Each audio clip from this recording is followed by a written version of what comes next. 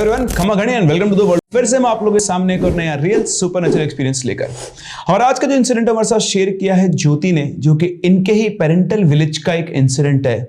इनका गांव है आंध्र प्रदेश में, इसका नाम है राजमुंद्रे, और उस गांव में एक ऐसा घर है जो पिछले 30-32 सालों से बंद है, और उस घर की मिस्ट्री आज भी अनसॉल्व्ड है। उस घर की वजह से गांव के हर एक परिवार को कभी ना कभी, कहीं ना कहीं मुसीबत का सामना जरूर करना पड़ा है। और अगर इस स्टोरी को सुनने के बाद आपके पास इस चीज का कोई सोल्यूशन हो तो वो हमारे साथ कमेंट सेक्शन में जरूर शेयर करें, क्योंकि ज्योति ने स्पेशली रिक्वेस्ट की है कि अगर इसका कोई सोल्यूशन किसी के पास भी हो तो वो उन्हें जरूर बताएं। तो ज्योति है, बॉर्न जो हुई है वो आंध्र प्रदेश में हुई, लेकिन उनकी पढ़ाई लिखाई सारी नॉर्थ इंडिया में हुई है। लेकिन हर साल वो अपने विलेज जरूर जाया करती थी। धीरे धीरे उसने होश संभाला तो उसने देखा कि उनके घर के नेक्स्ट वाली गली के अंदर एक ऐसा घर है जो हमेशा से बंद ही पड़ा रहता है, और कभी भी उस घर के बारे में किसी से भी पूछो, किसी बड़े आदमी से वो पूछते थे, उसको डांट देते थे, बच्चों से पूछते थे, वो कोई भी उसके बारे में कोई बात करना नहीं चाहता था। साल दर साल उसकी जो क्यूरियोसिटी थी वो उस घर को लेकर बढ़ती जा रही थी। फिर एक दिन उसने अपनी बहुत अच्छी फ्रेंड को बहुत ज्यादा प्रेशराइज किया और उससे पूछा कि यार तू मुझे बता तो सही, आखिर ये घर के पीछे की कहानी क्या है। कहानी से याद आया कि आपके पास भी ऐसी कोई स्टोरी है तो आप मेरे साथ शेयर कर सकते हैं मेरी इन दी गई आईडीज पर। तो उस लड़की ने बताना शुरू किया कि इस घर में करीबन आज से 30-32 साल पहले एक जॉइंट फैमिली रहा करती थी, और उस जॉइंट फैमिली में 2 ब्रदर और सिस्टर थे, जो कि रियल ब्रदर सिस्टर नहीं थे, कजन सिस्टर्स थे, कजन ब्रदर सिस्टर थे, लेकिन वो किसी रियल ब्रदर सिस्टर से कम नहीं थे।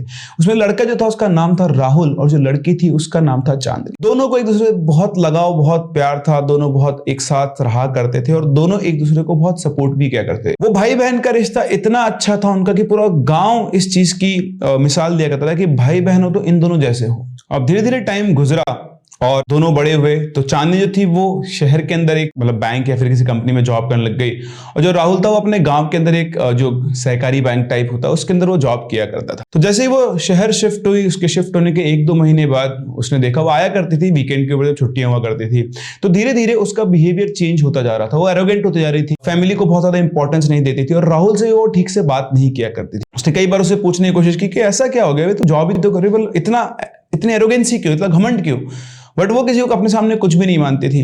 उसके इस बिहेवियर चेंजेस को देखकर राहुल को लगा कि पता नहीं इसे क्या हो गया है। तो एक दिन टाइम निकालकर वो शहर पहुंचा जहां पर वो जॉब किया करती थी, और वहां जाकर उसने छानबीन की।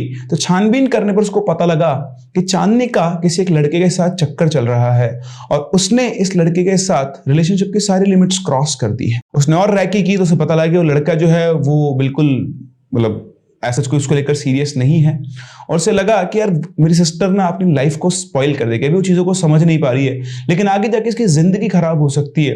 इसलिए वापस से घर पहुंचा, और घर पहुंचकर चांदनी के जो मम्मी पापा थे यानी अपने चाचा चाची, उनको सारी बात उसने बता दी। चांदनी को जब ये पता लगा तो उसे बहुत गुस्सा आया। उसने सोचा कि कम से कम एक बार उसे मुझसे बात तो करनी चाहिए थी, उसने पूरे परिवार के सामने मेरा कैरेक्टर खराब करके रख दिया है। तो बहुत गुस्सा थी वो उससे, और उसके बाद से उसने राहुल से बात करना बंद कर दिया। अब राहुल से देखती भी नहीं थी उसकी तरफ, घर पे आती थी चली जाती थी। खैर उसको भी लगा कि ठीक है, आज नहीं तो कल ये समझ जाएगी मैंने जो भी कुछ किया इसके भले के लिए किया। लेकिन चांदनी के दिमाग में कुछ और ही खिचड़ी पक रही थी। वो अपनी इस बेइज्जती का बदला राहुल से लेना चाहती थी। इस इंसिडेंट के करीबन 45-50 दिनों के बाद एक दिन चांदनी घर पर आई। उसने राहुल को ढूंढा और उसके पास जाकर रोने लगी। उसने बोला कि तुम बिल्कुल सही थे, मुझसे गलती हो गई, और ऐसे ऐसे उसने रोना शुरू किया बहुत तेज। रोते रोते वो उसके गले लग गई, तो वो उसको संभाल रहा था। तभी अचानक से वो एकदम से चिल्लाती है, और चिल्लाते ही सारे घर वाले यहाँ पर आ जाते हैं, पूछते क्या हुआ क्या हुआ। तो उसे घर वाले आते हैं। चांदनी ने अपना रूप बदला। वो बोली कि ये मेरे साथ जबरदस्ती करने की कोशिश कर रहा था।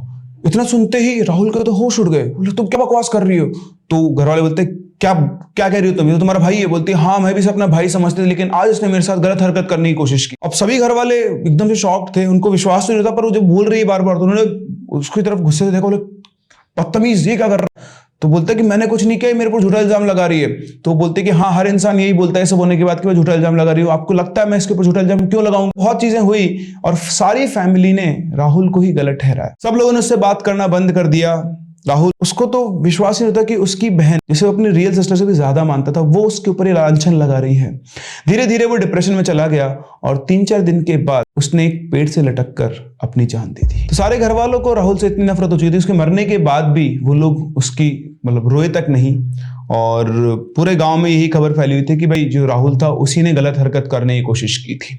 तो इस तरह से चांदनी ने अपना बदला लिया अपनी बेइज्जती का, और उस बदले के चक्कर में उसे अपनी जान भी गंवानी पड़ी। लेकिन चीजें सिर्फ यहीं पे खत्म नहीं हुई। इसके करीबन 1 साल 2 साल बाद चांदनी की शादी हो गई। सब कुछ नॉर्मल था गांव के अंदर, कुछ भी ऐसा नहीं था। शादी होकर जब वो अपने ससुराल चली गई, उसके बाद करीबन 2 साल बाद उसको बेटा हुआ। तो अभी करीबन 3 साल तक चांदनी वापस से गांव नहीं आई थी। 3 साल बाद वो अपने बेटे को लेकर गांव आई। जब वो गांव आ रही थी, उसने देखा कि गांव के ऑलमोस्ट हर घर के बाहर कुछ तंत्र मंत्र की चीजें हैं जो लटकी हुई है, और वो ऑलमोस्ट सेम है हर घर में। वो जब घर पहुंचे, उसने पता किया तो उसे पता लगा कि जब से वो शादी होकर यहां से गई है, उसके बाद से गांव के अंदर जहां पर भी भाई बहन होते हैं, जिस भी घर के अंदर, उस हर घर में से बहन की अपने आप ही अचानक से मौत हो जाती है। चांदनी ने इस चीज को एक कहानी की तरह लिया और उसे लगा कि पता नहीं कुछ भी चल रहा है। वही बात भूल चुकी थी जो उसकी लाइफ में पहले इंसिडेंट हुआ था। लेकिन थोड़े दिनों में से रियलाइज हो गया कि जो जिसको कहानी समझ के बैठी थी वो एक्चुअली कहानी नहीं थी। तो एक दिन की बात है, वो अपने घर में काम कर रही थी और काम करके किचन की तरफ जा रही थी। तभी उसे किचन के अंदर कुछ एक चमकती हुई चीज दिखाई दी। उसने जाके देखा तो उसको मतलब एक साया सा दिखाई दिया जो कि राहुल की शक्ल में था। मतलब उसको राहुल की शक्ल वहां पे साफ साफ दिखाई दी। उसको देखते हुए बहुत तेज चिल्लाई और चिल्ला के वहीं पर बेहोश हो गई। जब सारे घर वाले उन्होंने पूछा, उसने बताया कि उसको ऐसे एक धुआं सा दिखाई दिया, इसके अंदर उसको राहुल की शक्ल दिखाई दी। तो सब लोग बोले कि नहीं, तेरा वहम होगा क्योंकि तू बहुत टाइम बाद आई है, तो हो सकता है तेरे को उसकी याद आ गई। उसने बोला कि नहीं, मैं उसे क्यों याद करूंगी, लेकिन मुझे दिखाई दिया। खैर घर में बोला कि ठीक है कोई बात नहीं, तो हो सकता। लेकिन इस दिन के बाद से वो बीमार रहने लगी और धीरे धीरे उसकी हालत और खराब होने लगी। घरों ने सब कुछ दिखाया, डॉक्टर, पंडित, तांत्रिक, सब कुछ।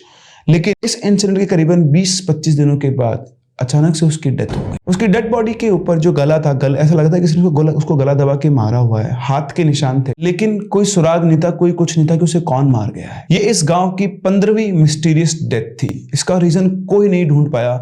इसके बाद जो इसकी फैमिली थी, क्योंकि इनकी अकेली गर्ल चाइल्ड थी, वो इतना ज्यादा फ्रस्ट्रेट हो गई, वो उस घर को छोड़कर वहां से चली गई और तब से लेकर आज तक वो घर बंद है। चांदनी की मौत के 2 साल बाद तक वहां पर ऐसा कुछ भी नहीं हुआ। लेकिन उसके बाद फिर से गांव के अंदर अगर कोई भी सिस्टर अपने भाई से लड़ाई झगड़ा कर लेती थी तो कुछ ही दिनों में उसकी डेथ हो जाती थी। इस मिस्ट्री को आज तक कोई सॉल्व नहीं कर पाया है। सारे गांव वालों ने उस घर के अंदर जाने तंत्र मंत्र विद्या सब कुछ लगाकर देख लिया है, लेकिन आज भी इस चीज का कोई सोल्यूशन नहीं मिल पाया है। तो आपको क्या लगता है, क्या वाकई में ऐसा पॉसिबल है कि वो जो राहुल था, क्या उसकी स्पिरिट वहां पर घूम रही है और वो ही उन सब बहनों को सबक सिखाती है जो अपने भाई की इज्जत नहीं करती हैं या फिर लड़ते नहीं हैं? अपने व्यूज मुझे कमेंट सेक्शन में जरूर बताओ। इसके साथ साथ ध्यान रखें, जितनी बहनें इस वीडियो को देख रही हैं, अपने भाई की इज्जत किया करो, ठीक है ना? बहुत जरूरी होता है, क्योंकि भाई आपकी बेसिकली चिंता करते हैं, और चिंता करने से कभी कभी आपको ऐसा लगता होगा कि आपके अगेंस्ट हैं या फिर वो ऐसे कुछ स्टेप्स ले रहे हैं जिससे आपका नुकसान है, बट लॉन्ग टर्म में वो आपकी चिंता करते हैं। लेकिन अगर आपको ऐसा लगता है कि वाकई में आपका भाई आपको परेशान कर रहा है, तो कोई नहीं, फिर एक मिला के चमकाओ, उसको समझाओ, उससे नहीं तो पापा से चमकवाओ और उसका स्क्रू टाइट करवा दो। खैर, तो ये थी कहानी जो हमारे साथ शेयर की ज्योति ने, और अकॉर्डिंग टू हर इस चीज का भी कोई सोल्यूशन नहीं है। तो अगर आपको लगता है कि आप इसका कोई सोल्यूशन दे सकते हैं तो कमेंट सेक्शन में जरूर बताएं। हम लोग मिलते हैं अपनी अगली कहानी में, तब तक के लिए keep loving and keep listening.